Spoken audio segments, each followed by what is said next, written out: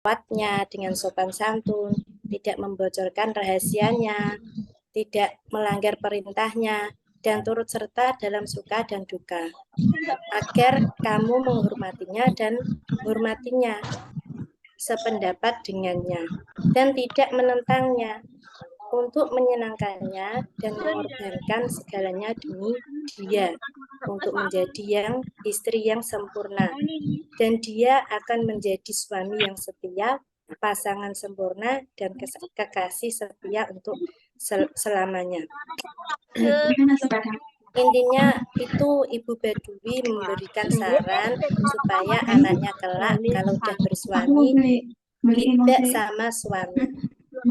Itulah demikianlah sepenggal uraian terjemahan kitab Ilmu Pendidikan Islam kemarin dari saya. Terima kasih. Wassalamualaikum warahmatullahi wabarakatuh. Waalaikumsalam warahmatullahi wabarakatuh. Ucapkan terima kasih kepada Ibu Ayana yang sudah mempresentasikan hasil dari penerjemahannya. Selanjutnya yaitu absen nomor 3, Bapak Alwi Husen, Rawi Role. Udah kelewat Pak ya? Bapak Alwi, hadir.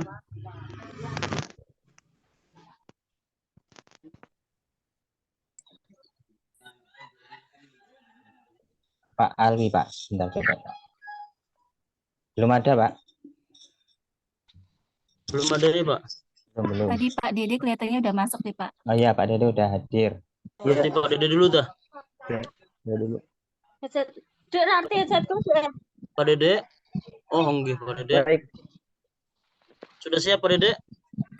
Halo siap. Oke, kalau sudah siap, mangga Pak Dede bisa langsung dimulai. Tadi sudah didahului oleh Ibu Muayana. Mohon maaf. Iya. Karena Pak Dede Mohon baru maaf, masuk. Enggak apa-apa. Iya. Monggo Bapak Dede. Baik, bismillah. Assalamualaikum warahmatullahi wabarakatuh. Waalaikumsalam warahmatullahi wabarakatuh. Terima kasih atas waktunya. Insya Allah mungkin saya akan membacakan bab pertama ya dari ilmu yang kemarin kitab apa namanya? Saya lupa kita. At-Tarbiyah Al-Islamiyah. At-Tarbiyah Al-Islamiyah ini ya. Oh, iya. Nah, kebetulan saya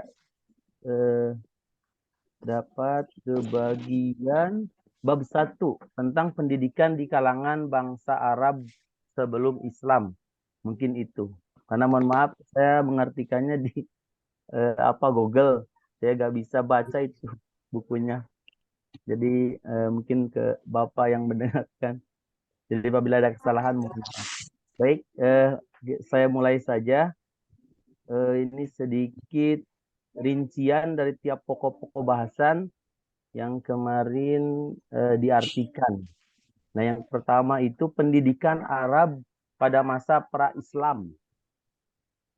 Nah, di sini ada beberapa poin, yaitu pada masa pra-Islam, masyarakat Arab Baduy dan perkotaan memiliki pola asuh alamiah. Jadi masih diasuh secara alami.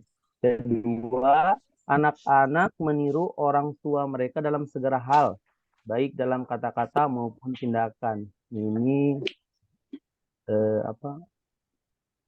kebanyakan anak-anak itu meniru orang tuanya. Jadi dari mungkin perkataan, dari bahasa mungkin ya.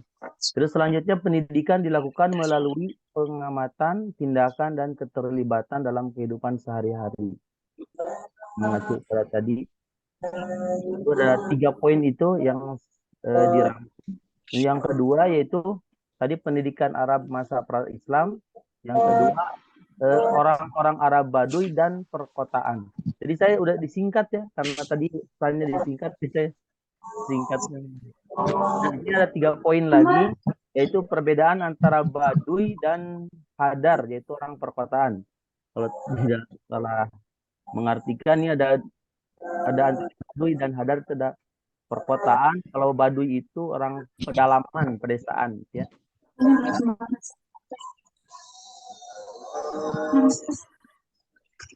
Nah, orang Baduy itu hidup di pedalaman, jadi lebih Apa mungkin.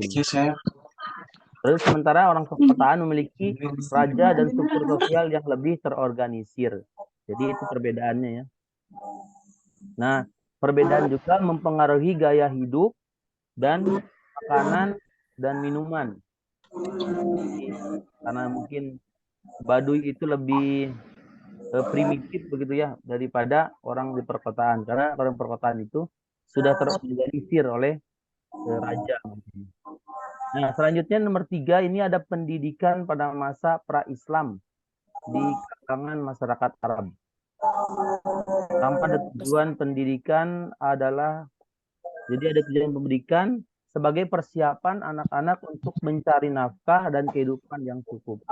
Jadi mereka belajar, mempersiapkan untuk kehidupan masa depannya. Nah, ada juga, tapi kebanyakan pendidikan anak yang paling mendasar dan meniru orang tuanya di rumah, ayah ibunya. Jadi dalam berbagai aspek itu jadi meniru di keluarga dekatnya ya, terutama ayah dan ibunya. Nah, kelebihannya itu ada nilai-nilai seperti dermawan, kesetiaan, keberanian, dan kehormatan. Nah, mereka jadi mengajarkan hal-hal seperti kedermawanan, terus kesetiaan, keberanian, dan mereka memiliki kehormatan yang kuat begitu ya. Itu di dalam pendidikannya pada masa pra-Islam di kalangan masyarakat Arab. Nah, selanjutnya nomor 4 itu sarana pendidikan untuk perempuan. Nah, dasar pendidikan untuk perempuan itu didasarkan pada keluarga, marga, dan suku. Jadi tetap tidak melepaskan marganya atau sukunya. Jadi diperkokoh di keluarga. Jadi mempunyai keluarga besar begitu ya.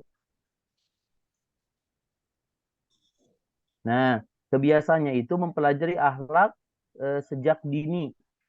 Jadi diajarkan di waktu kecil, dari masa kecil. Jadi dibesarkan oleh, diajarkan adab ya, sehingga nanti besarnya itu tidak menggantungkan diri kepada keluarganya. Jadi sudah bisa mandiri sejak kedewasaannya itu, dari dini sampai dewasa itu. Nah, nomor 5 yaitu nasihat dan bimbingan orang dewasa. Nah, ini poin kelima dari yang saya sebutkan. Nasihat dan bimbingan orang dewasa.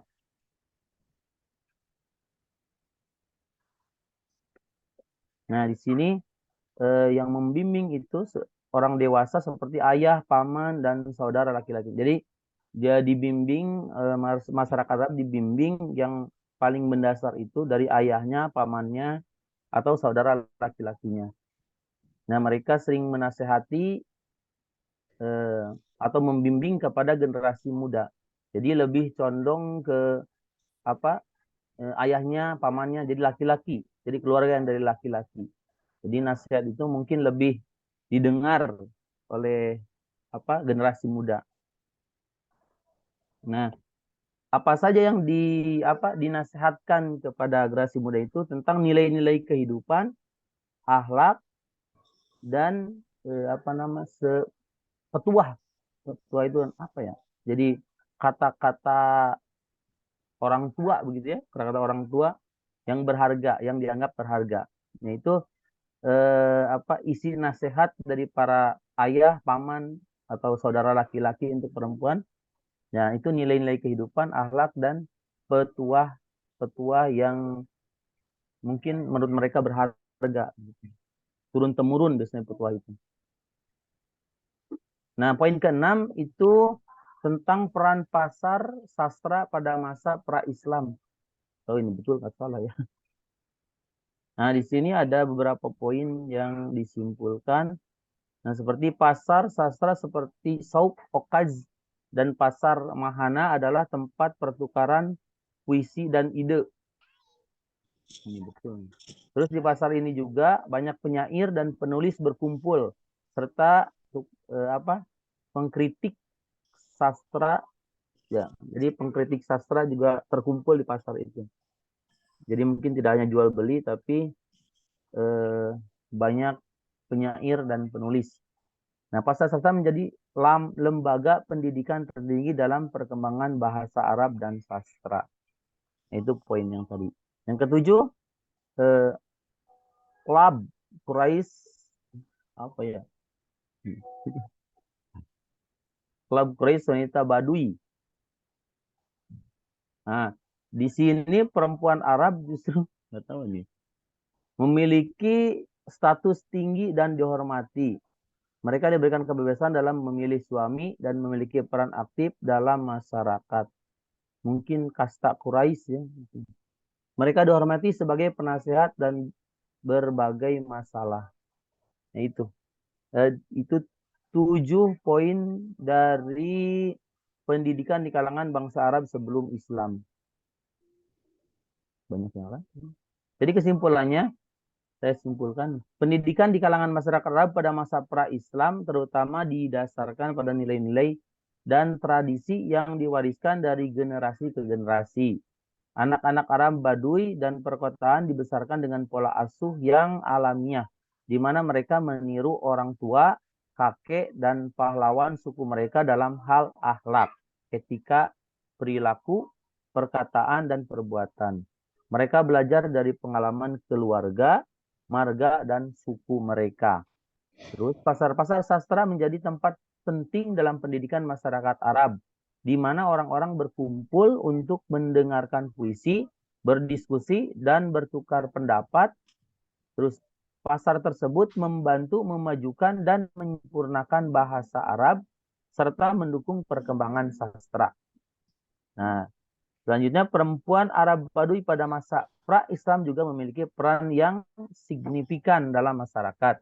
Mereka dihormati dan dihargai, memiliki kebebasan dalam memilih suami, serta menjadi penasehat dalam banyak hal. Itu mungkin yang dapat saya sampaikan. Singkat saja. Apa ini pas atau tidaknya nanti mungkin Pak Fauji bisa lebih detail. Yang mungkin itu Pak Fauji yang saya sampaikan. Siap. Assalamualaikum warahmatullahi wabarakatuh. Waalaikumsalam warahmatullahi wabarakatuh. Siap, alhamdulillah. Pak Dede, terima kasih diucapkan atas presentasinya. Tadi karena mengingat waktu dan jumlah mahasiswa di kelas kita ada 39 orang, maka alangkah baiknya dibatasi ya supaya tidak terlalu sore Pak Irsyad. Ya, Pak. Maksimal 1 orang, tadi udah dihitung-hitung, maksimal 1 orang itu 2,5 menit. Oh, 2,5 menit, Masya Allah. Padahal tadi udah disingkat. Dalam Pak Dede? Iya. Oh, ini semua, jadi semua diskusi ya hari ini? Oh iya.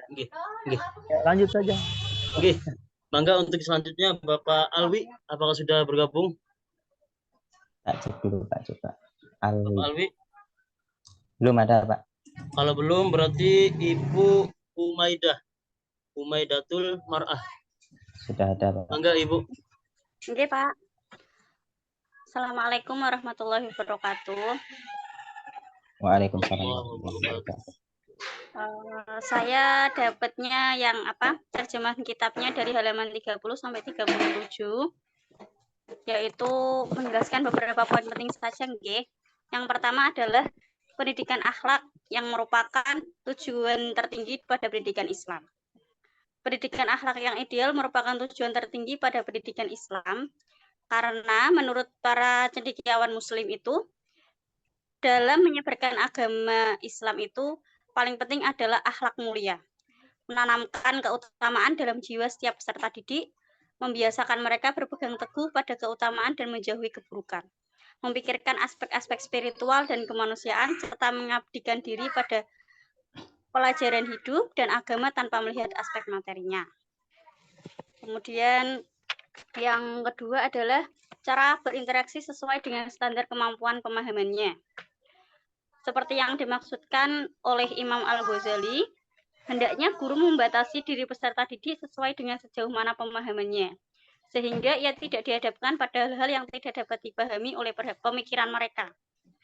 Maksudnya adalah ketika kita berinteraksi dengan peserta didik itu, kita tidak boleh menuntut apa yang tidak sesuai dengan kapasitas mereka. Maksudnya, kita menyikapi anak yang nakal, anak yang kurang baik dalam akhlaknya itu tidak dengan bentakan, tidak dengan teriakan, tapi dengan cara yang halus agar mereka mampu memahami apa maksud kita itu dari hati. Yang ketiga adalah metode pengajarannya. Perbedaan metode yang terletak pada perbedaan pendidikan. Dalam pendidik orang dewasa dengan mendidik anak-anak itu harus ada perbedaannya. Karena kita sebagai pendidik itu bertugas untuk mengajarkan segala sesuatu yang mudah dipahami. Karena jika pengajaran tersebut sulit dipahami akan menyebabkan kebingungan pemahaman dan keterasingan ilmu pengetahuan. Ulama Khaldun pun juga berpendapat demikian, bahwa banyak guru pada saat ini pun tidak mengetahui metode pengajaran serta manfaatnya. Mereka mempersiapkan peserta didiknya pada suatu kelas, kemudian menanyakan jenis-jenis pertanyaan yang hanya disukai oleh mereka, dan menuntut mereka agar memecahkannya sendiri. Mereka menganggap metode ini sebagai fleksibilitas dalam pembelajaran dan kebenaran. Padahal sebenarnya tidak seperti itu. Dalam pendidikan Islam, pemikiran anak itu berbeda dengan pemikiran orang dewasa dan harus dipertimbangkan dan diperhitungkan sebagai dasar penggunaan metode pengajaran yang akan digunakan pada masing-masing tahapan pengajaran, yaitu ketika anak-anak itu kita harus pahami dulu, oh si anak A, B, C itu dia pemahamannya seperti apa, cara dia memahami materi sebatas mana, kita juga harus memahami seperti itu, baru kita ajarkan materi-materi yang akan kita ajarkan dengan cara yang mereka mudah pahami. Baru setelah itu kita tanyakan apa masalahnya, apa yang mereka kurang kuasai, baru itu kita cari solusinya. Kita bantu mereka untuk memecahkan masalah atau hal-hal yang nggak mereka pahami, seperti itu. Jadi pendidikan Islam itu adalah pendidikan yang mandiri. Sebagaimana kita seperti kurikulum sekarang lah, kurikulum merdeka. Jadi anak kita pancing untuk dapat berpikir kritis tentang apa yang terjadi dalam kehidupan mereka sehari-hari. Contohnya apa yang mereka alami di rumah, apa yang mereka alami dengan teman sebayanya. Kita bisa diskusikan bersama dengan yang sesuai dengan materi yang kita ajarkan pada hari itu. Seharusnya pendidikan Islam itu untuk saat ini di era modern itu seperti itu. Jadi kita tidak menuntut anak untuk memecahkan masalahnya itu sendiri, tapi kita sebagai pendidik juga harus memberikan solusi serta mendampingi agar mereka mendapatkan solusi terbaik dan tidak melenceng dari agama Islam. Seperti itu. Terima kasih. Sekian dari saya. Assalamualaikum warahmatullahi wabarakatuh. Waalaikumsalam warahmatullahi wabarakatuh. Terima kasih Ibu. Selanjutnya yaitu absen nomor 5, Bapak Mahfud Siddiq. Apakah sudah ada?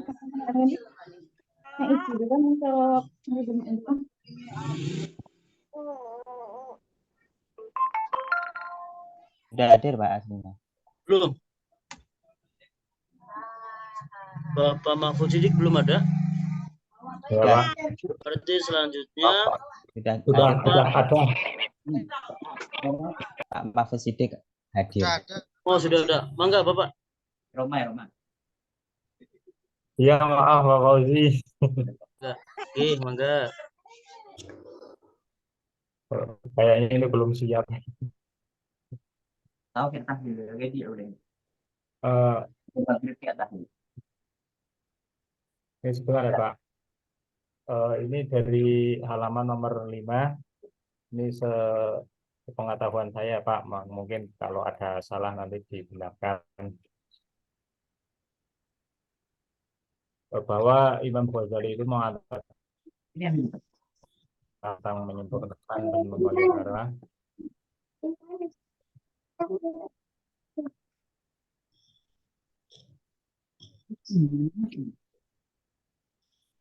Buat kue.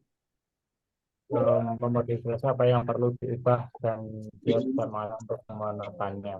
Dia percaya bahwa setiap anak dilahirkan moderat, mampu baik dan jahat, dan dipengaruhi oleh lingkungan di mana dia tinggal. Jika dia berlatar belakang Yahudi, dia akan menjadi masalah. Seorang Yahudi menjadi dibesarkan di lingkungan Kristen atau Majusi. Dia seorang Kristen atau Kristen bahwa jika dia dibesarkan di daerah tersendiri. Jadi menurut sepenglihatan saya, berarti seorang anak itu menurut Imam Ghazali, setiap seorang anak yang dilahirkan, ya, bahwa setiap anak yang dilahirkan itu dia untuk bahwa setiap anak dilahirkan moderat, mau menjadi anak yang baik, anak yang tidak baik itu tergantung siapa yang membawa. Bahwa ketika anak dilahirkan dilahirkan oleh seorang Muslim, insya Allah anak akan menjadi Muslim. Dan ketika anak dilahirkan oleh seorang Kristen, itu mungkin besarnya nanti akan menjadi Kristen. Kecuali mungkin ada hidayah dari Allah Subhanahu Wa Taala, ketika dia mendapat hidayah akan bisa menjadi masuk Islam. Berarti kan menurut hemat saya masalah anak itu tergantung siapa yang membawa. Ketika orang tua membawa untuk menjadi anak yang baik, untuk menjadi orang yang Muslim, itu anak akan menjadi Muslim. Itu menurut hemat saya. Kemudian Rasulullah bersabda setiap anak dilahirkan menurut pandangan, tapi orang tuanya menjadikan seorang Yahudi atau ia menolong Allah atau ia menolong Allah atau ia memerdekakannya. Pendapat seorang wanita terkemuka ulama Islam yang mereka pimpin berabad-abad yang lalu, ya, mereka tidak berbeda dengan pendapat para sarjana psikologi modern. Maka dari itu intinya dari ini yang kami tangkap itu, yang kami ketahui, setiap anak itu tergantung orang tuanya. Mungkin dari saya cukup itu dulu ya Pak. Maaf, terima kasih. Monggo Bapak, terima kasih juga diucapkan.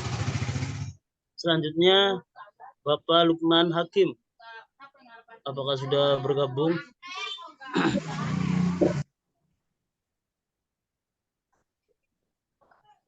Bapak Lukman Hakim? Iya Pak, sudah Pak. Oh, nggih, Bapak, mangga.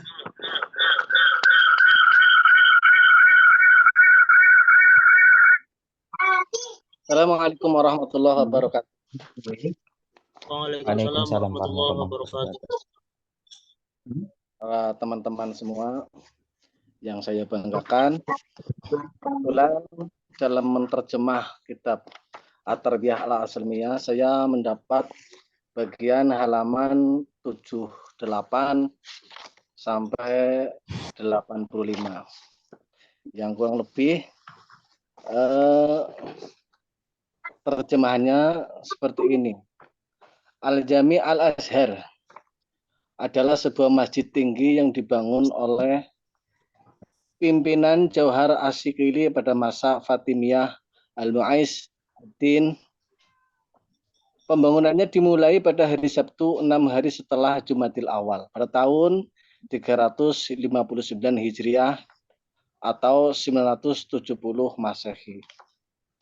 Dan pembangunannya selesai pada tahun 161 Hijriah atau 972 Masehi. Masjid ini dirawat, diperuntukkan untuk kajian kemaslahatan, keberkahan dan ibadah hingga dekade kedua abad ke-20. Ibadah kepada Allah SWT tidak terputus sedikit pun, baik siang maupun malam. Setiap kali Anda pergi ke Al-Azhar, Anda akan menemukan seorang berdoa, beribadah kepada Tuhan, atau belajar di kiblat lama atau baru, atau tempat lain.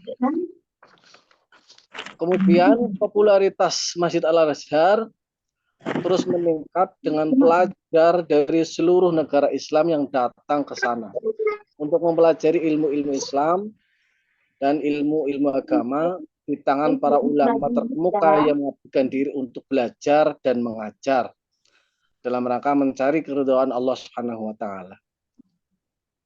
Terus kemudian dahulu masing-masing dari 4 madhab mempunyai pilar-pilar tertentu yang di sebelahnya tidak ada orang lain yang mau mengajar. Ketika para murid duduk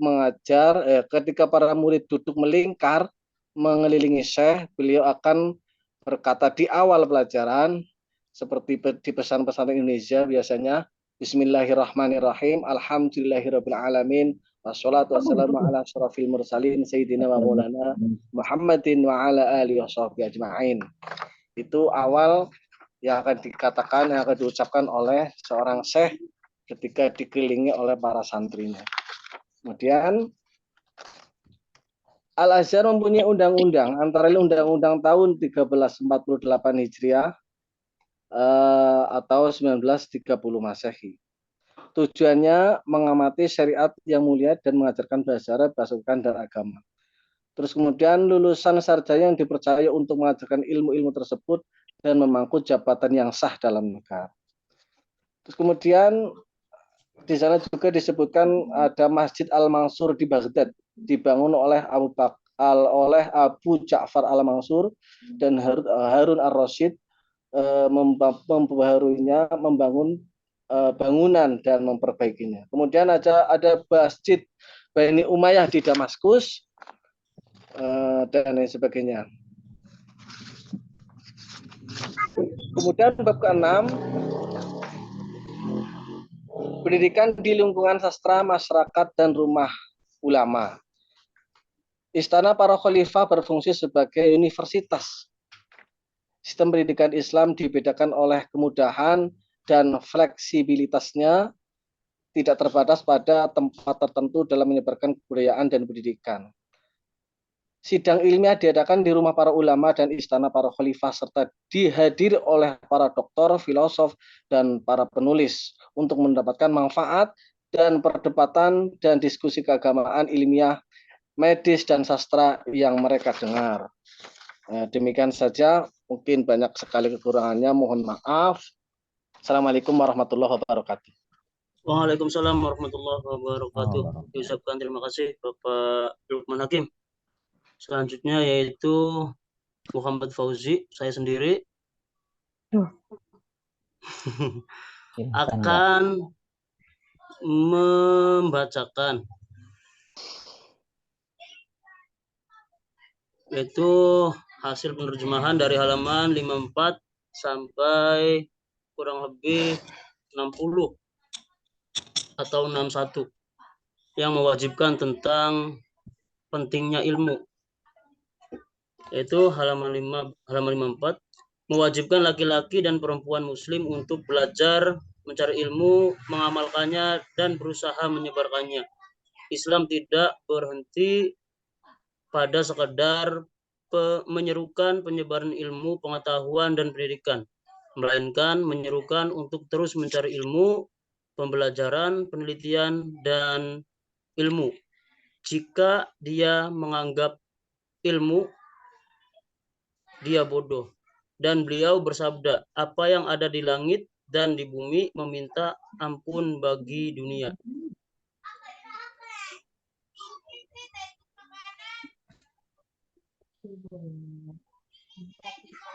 Pendidikan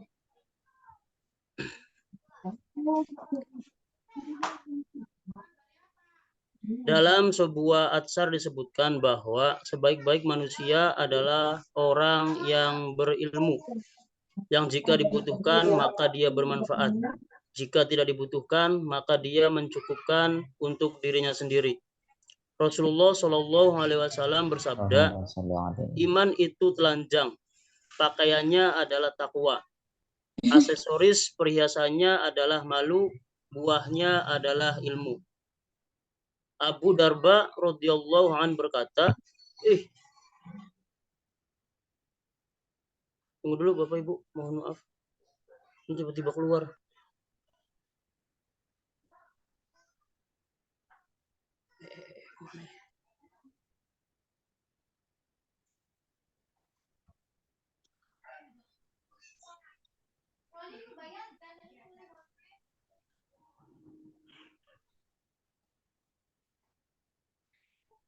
Mohon maaf.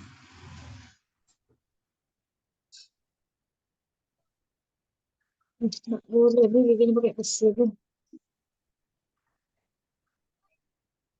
selanjutnya, Ali bin Abi Thalib bersair, tiada kebanggaan kecuali bagi orang-orang yang berilmu. Sesungguhnya mereka berada pada petunjuk Allah. Mereka menjadi petunjuk bagi orang-orang yang meminta petunjuk. Gapailah ilmu, maka engkau selamanya akan hidup. Para manusia mati, sementara ahli ilmu akan tetap hidup. Salah satu orang bijak memberikan pilihan antara uang, jabatan, raja, dan pengetahuan. Maka dia memilih ilmu dan dia memberi kedudukan sebagai raja dan uang untuk memilih ilmu. Karena rasa hormat mereka terhadap ilmu, mereka mendorong anak-anak mereka untuk menerimanya dan mendorong mereka untuk melakukannya. Inilah nasihat Abdul Al-Malik bin Marwan kepada anak-anaknya. Seraya berkata, wahai anak-anakku, belajarlah ilmu. Jika kamu ahli, maka hiduplah, dan jika kamu rendah hati, hiduplah.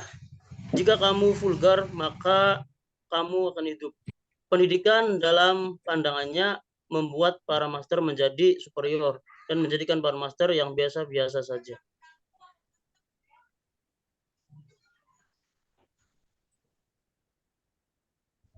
Kesetaraan muncul dalam persamaan kesempatan, dan kemiskinan atau status perempuan bukanlah halangan untuk mencapai derajat luhur dan kedudukan tinggi dalam ilmu Islam. Karena Islam adalah demokrasi sejati, keadilan mutlak, dan kesetaraan seutuhnya. Pemuda lah yang berkata, inilah aku, bukan pemuda yang berkata, itu adalah ayahku. Umat Islam dinilai berdasarkan pendidikan dan pekerjaan mereka. Tidak ada yang ideal bagi mereka, ras mereka, atau kualitas hidup mereka. Asal-usul mereka, kakek nenek, nasab, harta, dan kemiskinan tidaklah berpengaruh dalam memperoleh kedudukan tinggi dalam Islam. Keadilan itu wajib dan tidak ada keutamaan bagi orang-orang atas orang non-Arab kecuali melainkan ketakwaan, beramal soleh, dan kecukupan pengetahuan dan akhlaknya. Islam adalah agama pertama yang menyerukan pemberantasan buta huruf di kalangan Muslim Arab dan lainnya. Putusan Tuhan, semoga Tuhan memberkatinya dan memberinya kedamaian, memberikan uang tebusan bagi seorang tawanan yang bisa membaca dan menulis selama perang Badar untuk mengajar mereka. Sekelompok atau 10 orang Islam dalam hiasan dalam sebuah kata. Mungkin itu Bapak Ibu yang dapat saya sampaikan tentang pentingnya ilmu terhadap kehidupan manusia. Selanjutnya dilanjut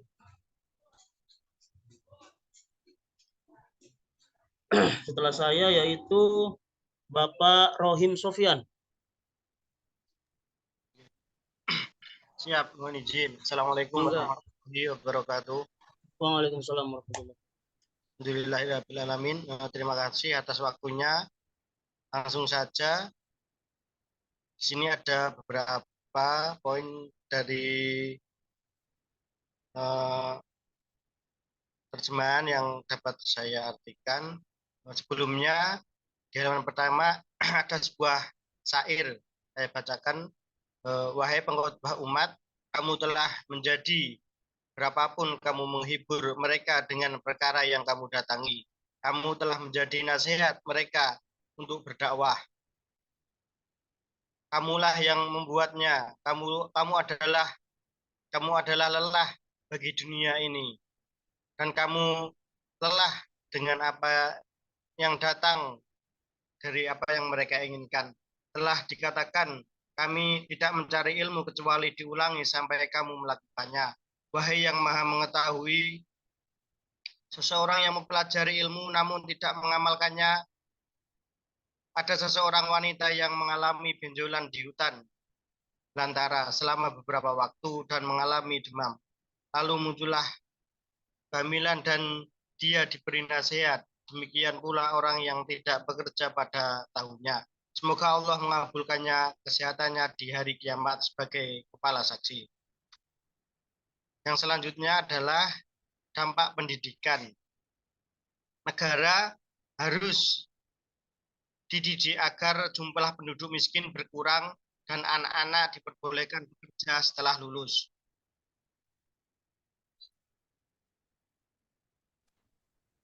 Negara harus mendidik mereka yang belajar untuk jabatan kehidupan yang lebih baik dibandingkan kehidupan yang mereka jalani tanpa pendidikan. Anda dapat mengajari mereka pendidikan, teori terlebih dahulu, kemudian pendidikan imunologi, pertanian komersial atau teknik, dan mencarikan mereka pekerjaan yang dapat mereka ikuti setelah mereka mempelajari sesuatu kerajinan atau suatu industri, sampai Anda menghilangkan kebodohan, kemiskinan, dan penyakit, dan tidak mengubah kecerdasan satu orang pun di antara manusia. Seandainya kalian mengetahui hal itu, niscaya generasi yang akan dididik dengan manusia dengan orang yang soleh. Seorang muslim yang mempunyai tekad, berakal budi, wakil penerusnya, dan mampu meraih keamanannya dan apa yang dicita-citakannya dalam kemuliaan dan sempurna yang mulai abadi. Dan pendidikan adalah sarana keberhasilan dalam segala aspek. Islam adalah agama ilmu, pengetahuan, dan cahaya. Dan tidak ada yang salah dengan Islam. Islam menuntut pendidikan laki-laki dan pendidikan perempuan. Menurut ilmu adalah wajib bagi setiap muslim, baik laki-laki maupun perempuan, sebagai sabda Nabi Muhammad SAW. Sudahlah saatnya pendidikan diuniversitaskan selalu di dunia Islam. Kapan kebodohan dan buta huruf akan hilang? Kapan merayakan penghubungan Republik Persatuan Arab dan dunia yang terakhir? Dan ingatlah, di sini perkataan Profesor Amerika Tabir dalam bukunya yang dikutip dari Gibbon, para pangeran muslim di daerah bersaing dengan raja-raja yang bersaing dengan raja-raja dalam pelindungan ilmu-ilmu dan ulama. Dan sebagian hasil dari pengaktifkan dan pendorongan para ulama, kita rasa ilmiah penyebar hamparan luas antara Samarkand dan bukan hingga Fez dan Cordoba diurayakan atas wewenang seorang menteri salah satu sultan di bawah menyambungkan 200.000 dinar untuk mendirikan sebuah negara. Sekolah pertama semacam ini didirikan di Eropa adalah sekolah Arab Asia Muslim di Salana, Italia. Dan observasium pertama yang didirikan di Uria adalah observasium yang didirikan oleh Salmon Sevilla di Spanyol.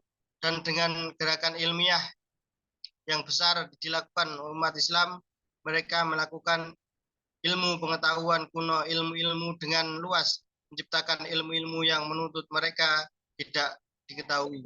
Menulis bercerita tentang beberapa kaum muslimin dan ilmu-ilmu matematika dan tentang fasilitas yang disediakan bagi mereka di dalam ilmu-ilmu trigonometri dan astronomi, serta kitab-kitab mereka peroleh kemudian. Dia berkata pada astronom Arab, pengaruh pengetahuan, semoga Tuhan memberkati dia. Dia berkata, kebanggaan hanyalah milik orang-orang berilmu, karena mereka berada pada petunjuk orang-orang yang diberi petunjuk. membimbing. Setiap orang mensyukuri apa yang telah dikerjakan dengan baik. Dan orang-orang jahil, orang-orang yang berilmu adalah musuhnya. Dan ilmu kamu hidup selamanya. Manusia mati dan orang-orang yang berilmu menghidupkan mereka kembali.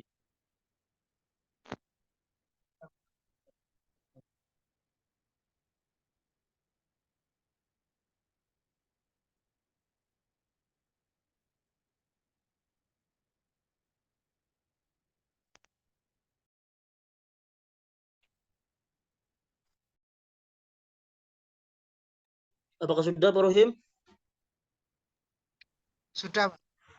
Oh, oke. Terima kasih, Pak Rohim. Selanjutnya yaitu Ibu Dewi Atika. Ibu Dewi Atika. Apakah ada? Ada, Pak. Oh, oke. Mangga, Ibu.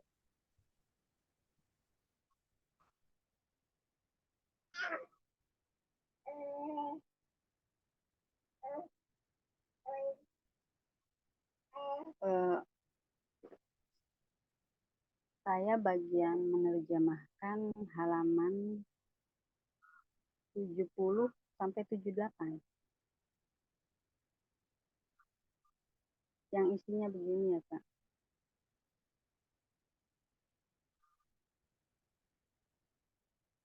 Ketika Islam masuk, jumlah orang Quraisy yang bisa membaca dan menulis adalah 17 orang.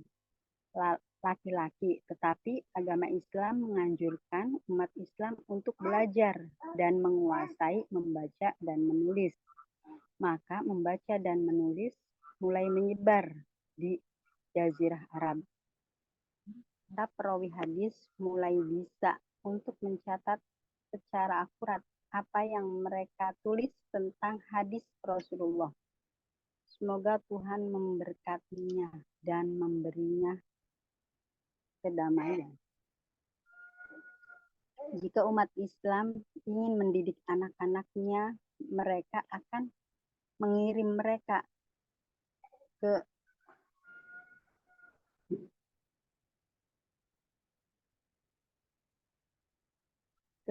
katabib untuk belajar membaca dan menulis. Ya mungkin sekarang mah pondok gitu ya Pak. Atau ke masjid untuk menghadiri acara keilmuan dan keagamaan, atau ke rumah ulama untuk menerima ilmu dari mereka, atau ke perpustakaan dan toko tempat buku-buku dijual untuk penelitian, bacaan, dan pembacaan.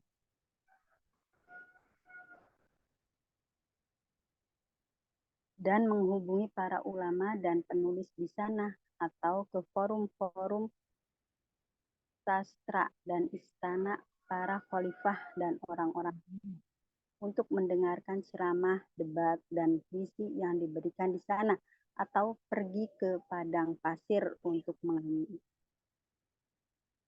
mengambilnya. Tentang penyair dan penulis, termasuk puisi dan prosa, mereka kami bicarakan masing-masing sebagai berikut. 1. Pendidikan di Katab. Sebelum Islam, buku digunakan untuk mengajar membaca dan menulis, dan setelah Islam ditambahkan mengajari anak-anak menghafal Al-Quran dan mengajar mereka agama Islam, kaligrafi, aritmatika, dan prinsip-prinsip.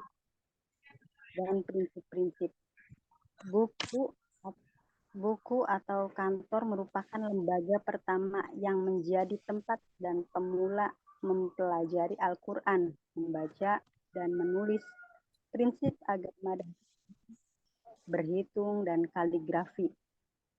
Perhatian besar diberikan pada pengajaran kaligrafi, karena ini adalah salah satu seni rupa dan ia memiliki guru khusus.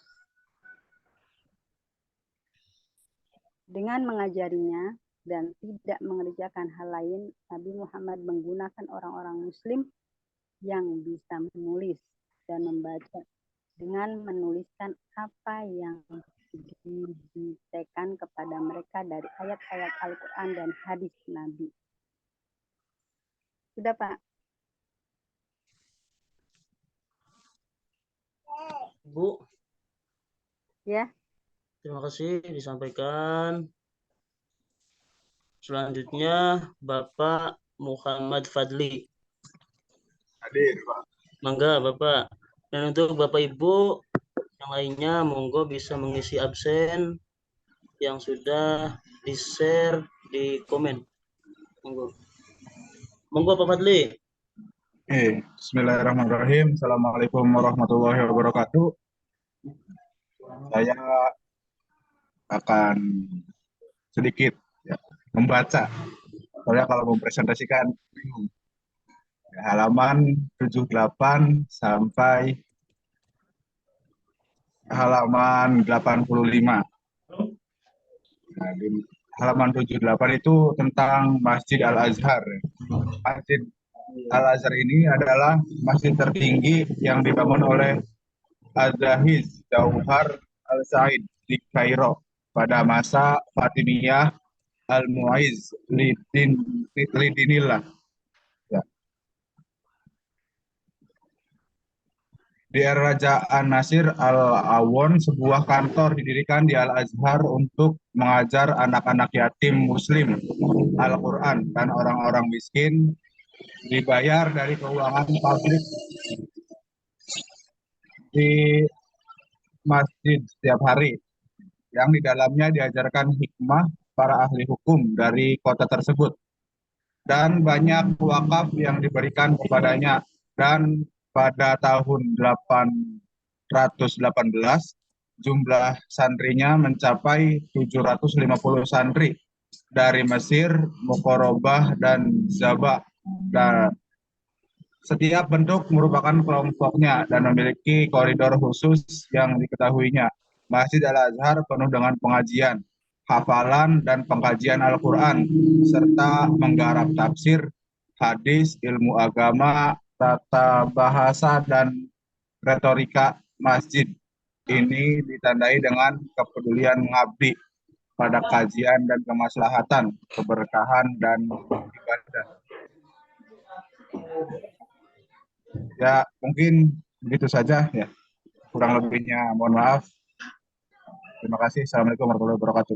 Waalaikumsalam warahmatullahi wabarakatuh. Selanjutnya yaitu Ibu Hunainia Al-Wahidah. Untuk sekarang pertemuan ke-5 atau 6 Pak Irsyad? 6, Pak. 6. 6. Ya, oke. Berarti untuk sekarang pertemuan yang ke-6, Bapak Ibu, monggo diisi. Monggo Ibu Hunainia. Mangga. Saya di sini akan mempresentasikan dari terjemahan saya ke bagian halaman 86 sampai 90, yaitu pasal al-faslu as-sadis at-ta'limu fil halaqati wal mujtami'ati al-adabiyati wa buyutil ulama. Dari bacaan di atas adalah sejarah dan deskripsi tentang kota Aleppo, Suriah, dan bagaimana kota ini menjadi pusat kegiatan sastra dan budaya pada masa khalifah. Dan juga menyebutkan cara khalifah membangun istana di Baghdad yang menampung para ilmu dan ahli dalam berbagai bidang ilmu. Selain itu ada peristiwa di mana Abdul Malik bin Marwan meminta seseorang untuk huruf di tubuhnya. Abdul Malik memberikan hadiah kepada seorang yang telah memberikan sejumlah bagian tubuh manusia. Ada percakapan tentang menanyakan al-Malik mana yang menurutnya baik. Puran wangsul iku aja film riku. Visi Jarir, penyair terkenal yang memberikan pujian terhadap suatu kelompok. Abdul Malik juga meminta orang Arab itu untuk mengutip ayat-ayat puisi lainnya dari Jarir yang berbicara tentang keindahan mata air dan kelembutan. Percakapan ini adalah contoh bagaimana puisi dan sastra sangat dihargai dalam budaya Arab pada masa itu, dan Khalifah Abdul Malik secara aktif menghargai dan mendukung seni puisi.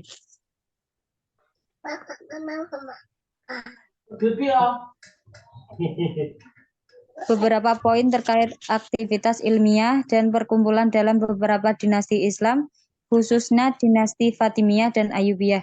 Dinasti Fatimiyah adalah yang pertama disebutkan dan mereka mengadakan majelis ilmiah dan forum dari waktu ke waktu. Majelis ini dibantu kebijaksanaan yang memiliki beragam spesialis seperti logika, hukum, hadis, olahraga, dan kedokteran. Setiap kelompok profesor ini mengenakan jubah khusus yang mirip menggunakan jubah universitas yang bisa dikenakan oleh mereka yang memiliki gelar ilmiah dan sastra saat ini. Teks ini menyoroti pentingnya pengetahuan dan penghargaan terhadap ilmu pengetahuan dan masyarakat dan pemerintahan pada masa tersebut.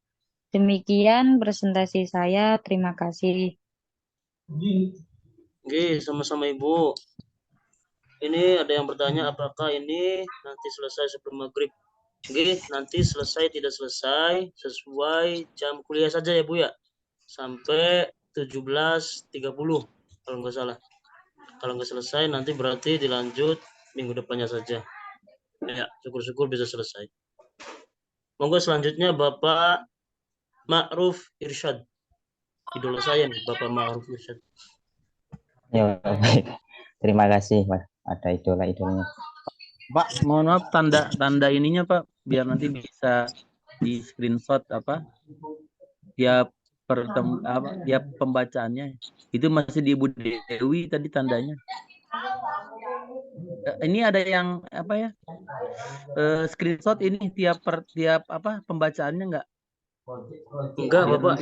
Tapi sudah direkam kayaknya, Mas. Oh itu ya. Itu kalau begitu. Cocok. Lanjut. Terima kasih atas waktunya. Bentar, Pak. Di sini saya mendapatkan tugas terjemah mulai halaman 94 Pak ya. Qauluhu al-madrasatu an-nasiriyatu bil Qahirah sampai halaman 101. Saya akan menyampaikan beberapa poin terkait hasil terjemahan. Yang pertama yaitu ini Pak, ini apa? Mohon maaf karena saya dapat halaman ini langsung ada poin ketiga gitu. Mungkin ini sebelumnya itu ada bab madrasah-madrasah yang menjadi yang ikut sumbangsih di dalam agama Islam. Yaitu yang nomor 3 ada namanya Madrasah An-Nasiriyah di Kairo. Nah, ini dibangun oleh Sultan Al-Adil Zainuddin Kichbuga Al-Mansuri. Kemudian diselesaikan oleh Sultan Muhammad bin Kolawun. Ini madrasah dianggap sebagai salah satu bangunan terindah di Kairo, Mesir. Kemudian yang keempat yaitu ada Madrasah Taibarsiyah. Ini dibangun di kalangan atau di komplek Universitas Al-Azhar Kairo. Dibangun oleh Alauddin Taibaros. Sekolah ini menawarkan pengajaran fikih mazhab Syafi'i. Kemudian bab selanjutnya itu di sini saya akan menyampaikan poin-poin penting mengenai pasal ke-8. Yaitu yang pertama yaitu perkembangan sekolah di negara-negara Islam. Jadi di dalam pemerintahan dinasti Ayyubiyah ini mendirikan banyak sekolah. Di antaranya ada yang di Mesir, kemudian di Suriah, lalu ada juga di Baghdad. dan para pendidik juga berpartisipasi dalam mendirikan sekolah ini. Setiap sekolah memiliki perpustakaan yang penuh dengan buku. Untuk apa ya? Untuk memudahkan siswa membaca. Sekolah-sekolah ini tersebar di berbagai wilayah dan mendapat dukungan dari pemimpin, bahkan dapat dukungan juga dari masyarakat muslim lainnya. Kemudian poin yang kedua yaitu pendidikan dalam peran buku. Jadi pentingnya perpustakaan dan buku dalam pendidikan Islam masa lampau. Jadi para penulis, kemudian para ulama-ulama muslim ini sangat menghargai pengetahuan dalam bentuk tulisan dan membangun perpustakaan untuk apa? Untuk menyimpan karya-karya yang diciptakan oleh para ulama-ulama muslim. Perpustakaan ini juga digunakan oleh siswa, kemudian ada para ulama dan pembaca untuk memperoleh pengetahuan dan melakukan penelitian ilmiah. Perpustakaan ini juga menjadi tempat belajar, kemudian dibuat juga untuk tempat berdiskusi dan bertukar ide. Poin yang ketiga yaitu umat Islam dalam menyebarkan pendidikan. Ini mendahului dunia barat. Jadi Islam itu mendahului barat dalam penyebaran pendidikan dan bahkan di Islam pun ini menjadikan sebagai kewajiban agama. Jadi menuntut ilmu ini sebagai kewajiban agama. Islam juga mendorong adanya kesempatan yang sama bagi semua individu tanpa memandang status sosial atau kekayaan. Jadi yang miskin juga punya kesempatan untuk sekolah. Yang keempat, ini apresiasi terhadap buku dan perpustakaan. Jadi umat-umat dulu, orang-orang masyarakat dulu di dalam dunia Islam ini sangat menghargai adanya buku dan juga perpustakaan. Mereka itu memberikan apresiasi yang sangat tinggi terhadap buku dan perpustakaan. Masyarakat Islam yang kaya ini, para raja, kemudian orang-orang kaya lainnya itu menyumbangkan dana yang sangat banyak untuk mendirikan perpustakaan-perpustakaan dan untuk membeli buku-buku yang langka. Juga ada yang namanya penyalin. Jadi dulu itu belum ada mesin cetak. Jadi kalau mau fotokopi ya itu nulis sendiri. Jadi ada pekerjaan ini namanya penyalin kitab. Penyalin kitab. Penyalin dan juga penulis buku ini juga diberi penghargaan yang sangat tinggi oleh raja-raja Islam zaman dahulu. Jadi intinya yang saya bacakan dari poin-poin tadi adalah bahwa pemerintah dan masyarakat muslim itu bekerja sama dalam mendirikan sekolah-sekolah, kemudian menyediakan perpustakaan dengan berbagai buku yang sangat penting. Juga Islam ini dipandang sebagai agama yang mementingkan pendidikan. Dan bahkan tadi sudah saya bilang bahwa di agama Islam ini menuntut ilmu hukumnya wajib. Mungkin itu saja Pak yang bisa saya sampaikan dari hasil terjemah yang saya terjemahkan.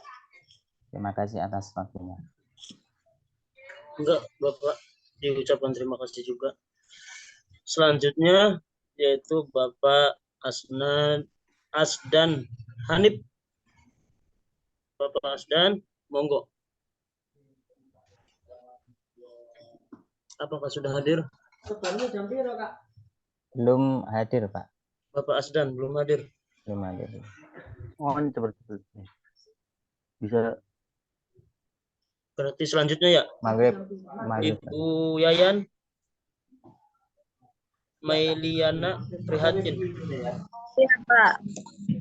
Mangga Ibu. Ya, sebelumnya Assalamualaikum warahmatullahi wabarakatuh. Waalaikumsalam warahmatullahi wabarakatuh. Kitab saya mendapatkan pasal ke-10 tentang pendidikan dan akhlak dalam Islam. Untuk inti dari terjemah tersebut adalah cita-cita tertinggi dalam Islam Barat adalah pendidikan akhlak yang berfungsi untuk membentuk laki-laki Mahdi dan perempuan Mahdi yang mempunyai jiwa luhur, kemauan yang kuat, kebanggaan yang tulus, dan akhlak yang tinggi, yang mengetahui arti tugas dan kelaksanaan, yang menghargai hakikat. Untuk tujuan pendidikan akhlak dalam Islam adalah membentuk manusia yang berakhlak mulia, teguh pendirian, satu ucapan dan perbuatan. Berakhlak mulia. Perbuatan dan tingkah lakunya yang sebenarnya adalah hikmah, kerakyatan, adab, keikhlasan. Para ulama pendidikan Islam sepakat bahwa orang muslim yang tidak mengarah pada keutamaan dan akhlak, maka dia tidak layak disebut sebagai orang berilmu. Sarana pendidikan Islam, sarana pendidikan akhlak dalam Islam ada dua metode. Yang pertama, metode langsung, yaitu metode berdakwah, membimbing dan menasihat, serta menyebutkan manfaat dan bahayanya dengan menjelaskan kepada peserta didik hal-hal yang bermanfaat dan merugikan, menegurnya dan membimbingnya pada kebaikan. Seorang badui menasihati anaknya ketika hendak bepergian, maka dia berkata, "Nak, hati-hatilah terhadap gosip. Itu menaburkan kepercayaan di antara orang-orang. Dan berhati-hatilah agar tidak membuat diri Anda melakukan kesalahan untuk menjadikannya sebuah kecelakaan." Imam Al-Ghazali sependapat dengan Ibnu Sina bahwa mencegah dan perlu dibiasakan pada anak sejak kecil hingga ia terbiasa di usia dewasa. Al-Ghazali berkata, "Ketahuilah bahwa jalan yang benar adalah olahraga." Pada kitab Ihya Ulumuddin halaman 30. Akhlak merupakan teladan yang paling tinggi agar dakwahnya dapat membuahkan hasil dan menjadi teladan yang baik bagi para peserta didik. Tujuan hidup adalah moralitas yang sempurna. Tidaklah berlebihan jika kita damai yang kepada Allah dan Rasul-Nya serta mencintai agama. Itu saja ringkasan dari kitab yang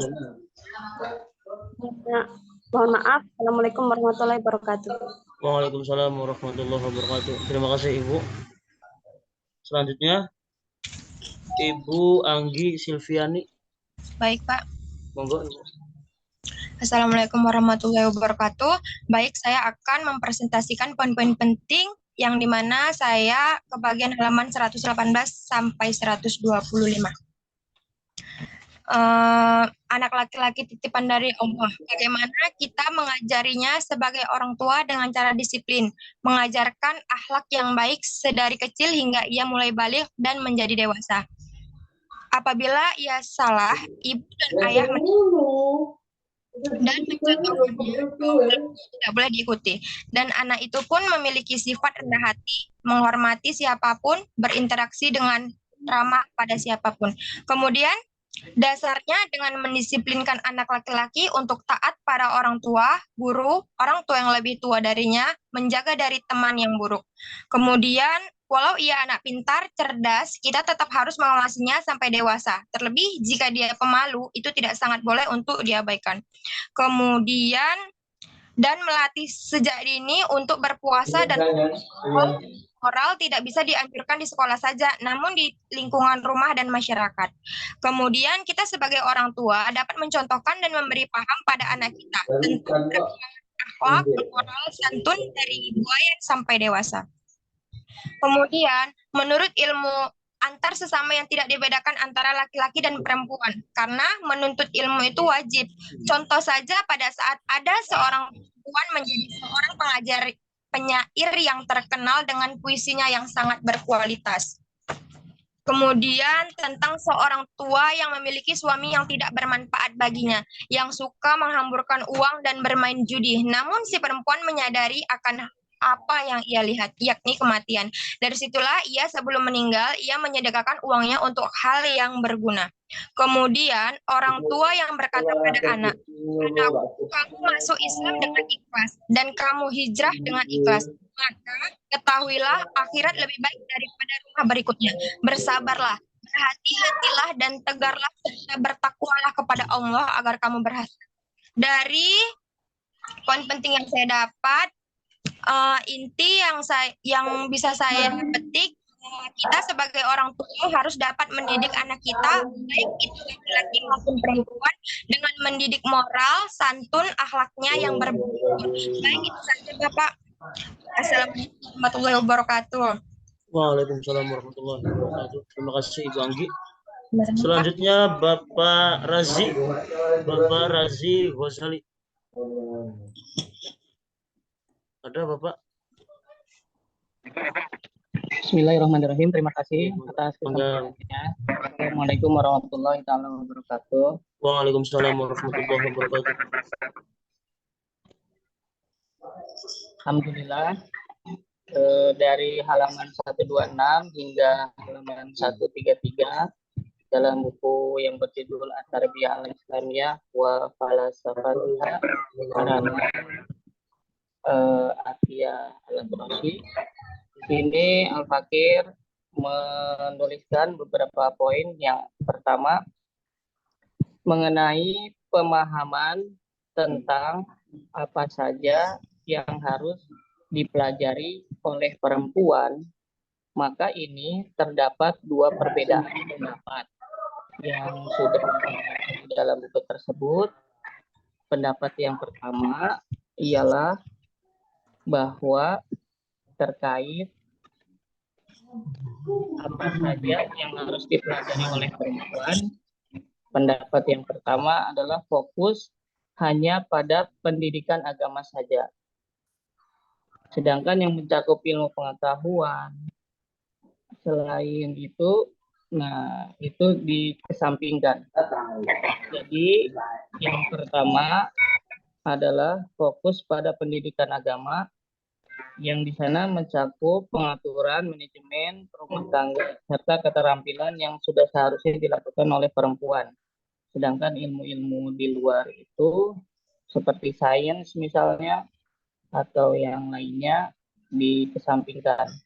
Di situ juga ditulis yang mendukung dari pendapat yang pertama ini adalah dari Al-Qabisi. Beliau tidak menyetujui bahwa materi pelajaran diberikan kepada anak perempuan selain materi agama Islam semata, seperti untuk mengajar menulis dan syair. Bagi mereka, menurut Al-Qabisi ini dapat merusak. Demikian. Untuk pendapat yang kedua terkait apa saja yang harus dipelajari oleh perempuan adalah bahwa selain pendidikan agama Islam, perempuan boleh mendapatkan ilmu-ilmu pengetahuan.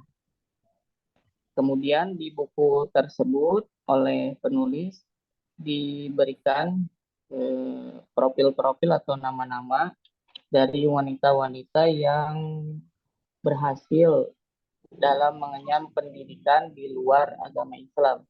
Maksudnya selain agama Islamnya juga mendapatkan pendidikan yang baik, ternyata bisa juga dimaksimalkan di luar dari materi agama Islam tersebut. Seperti yang pertama Zubaidah, istri Harun ar-Rasyid, yang beliau merupakan seorang sastrawan, ahli ilmu dan ahli fikih.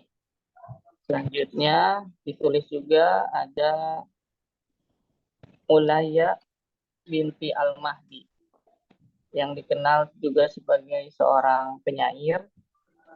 Kemudian ada Aisyah binti Ahmad bin Qadim Al-Qur'aniyah.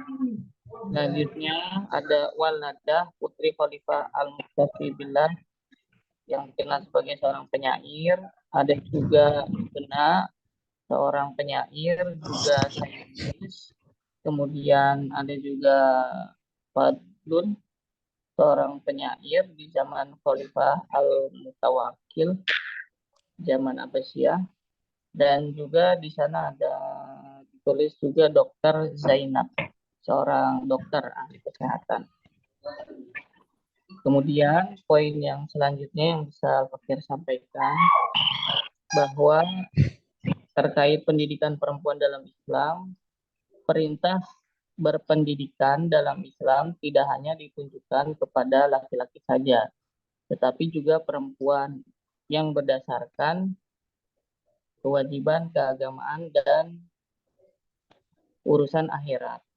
Di antaranya didukung oleh hadis dari Rasulullah SAW, yaitu talabul ilmi fardhatun ala kulli muslimin wal muslimat. Poin selanjutnya, bahwa Islam datang memperluas kesempatan untuk baik laki-laki maupun perempuan mendapatkan pendidikan, terutama bagi perempuan. Karena yang kita ketahui bersama bahwa di zaman jahiliyah itu, jangankan mengenyam pendidikan perempuan, dari sejak lahirnya pun kalau jenis kelamin perempuan, nah sebagian itu ada yang kecewa hingga dibunuh pada zaman jahiliyah. Jadi Islam datang memperluas kesempatan untuk mendapatkan pendidikan bagi perempuan. Poin selanjutnya, bahwa pendidikan untuk perempuan merupakan suatu hal yang sangat urgent untuk diperhatikan. Mengingat perempuan adalah madrasatul ula iza dan toha sya'ban toy'al araq, yaitu ibu adalah madrasah pertama. Apabila engkau mempersiapkannya, maka engkau telah mempersiapkan generasi terbaik. Dan yang terakhir yang Al-Fakir bisa dapatkan dari poin yang dianggap penting oleh Al-Fakir di halaman tersebut adalah bahwa Islam telah membuka ruang kepada perempuan untuk belajar ilmu pengetahuan semaksimal mungkin.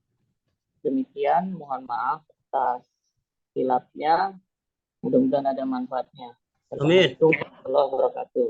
Waalaikumsalam warahmatullahi wabarakatuh. Terima kasih Bapak Rosi. Selanjutnya Bapak Muhammad Arjun. Ya Pak. Assalamualaikum. Muhammad Arjun, apakah ada? Ya, siapa Dok? Oke. Assalamualaikum warahmatullahi wabarakatuh. Waalaikumsalam warahmatullahi wabarakatuh. Baik, saya akan mempresentasikan poin-poin penting yang terdapat dalam halaman 134 sampai halaman 141. Anak yatim bukanlah seseorang yang orang tuanya telah meninggal. Hal ini merupakan bukti bahwa anak yatim yang menerimanya adalah yang tersesat atau sibuk.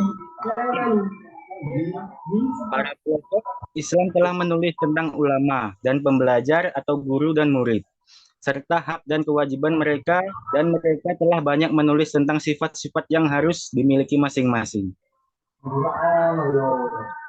Yang harus ada dalam seorang guru dalam pendidikan Islam antara lain asketisme dan pengajaran mencari keridhaan Allah. Guru mempunyai status yang luhur dan sakral, dan dia mempunyai tugas yang sesuai dengan profesi guru tidak mempunyai tujuan mencari.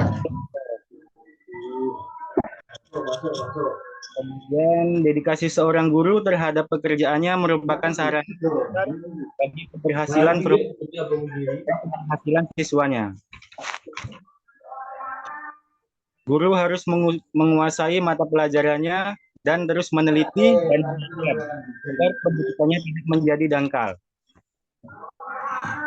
Tutor atau guru privat adalah pengajar seorang atau lebih anak para khalifah dan agung mendisiplinkan dan mendidiknya atau di istananya.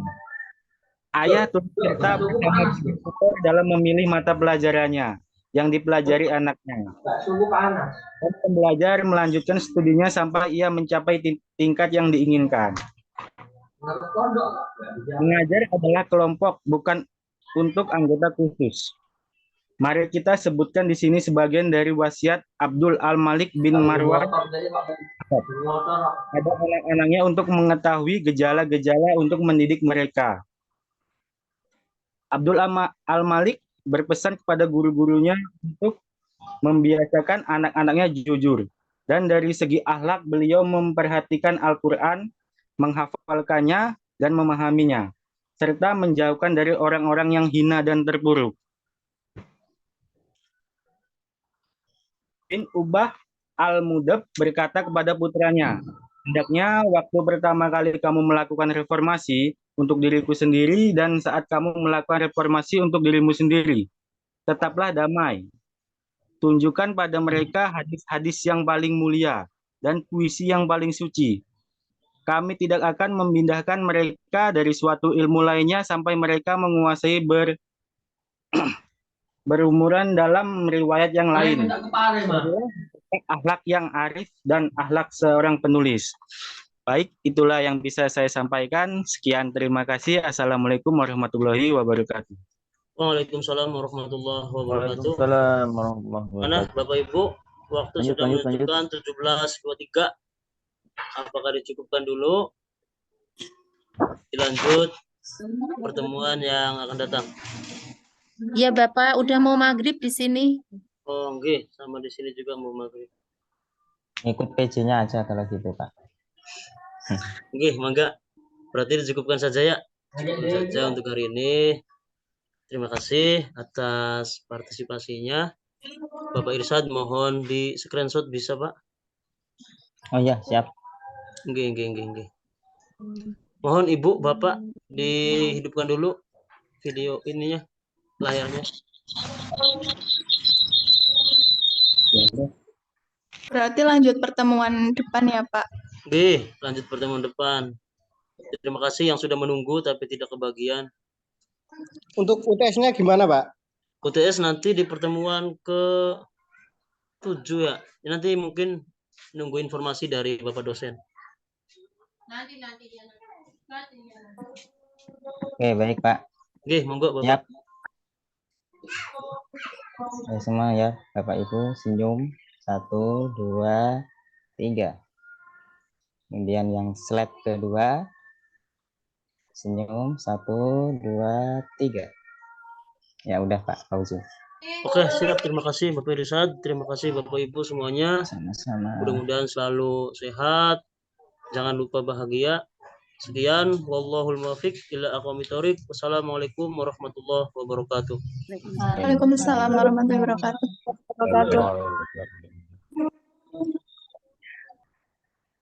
Pak, ada perkuliahan lagi malam hari ini? Nggak ada, Pak, kayaknya.